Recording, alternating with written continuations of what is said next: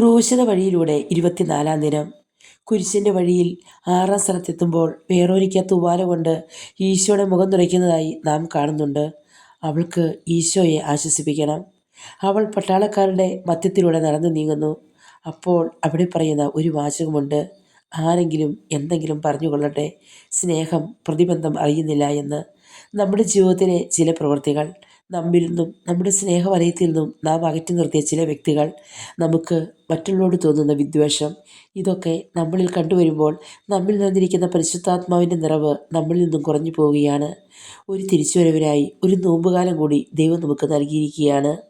പ്രിയമുള്ളവരെ, നമ്മുടെ സ്നേഹബന്ധത്തിൽ നിന്നും നാം അകറ്റി നിർത്തിയ ചില വ്യക്തികൾ, നമുക്ക് പ്രതിബന്ധം സൃഷ്ടിച്ചവർ, അവരെയൊക്കെ നമുക്ക് ഓർക്കാം. അവരെ നമ്മോട് ചേർത്ത് നിർത്താം. വേറൊരിക്കയെ പോലെ മറ്റുള്ളവർക്ക് ആശ്വാസം പകർന്നവരാകാം നമുക്ക് ഓരോരുത്തർക്കും.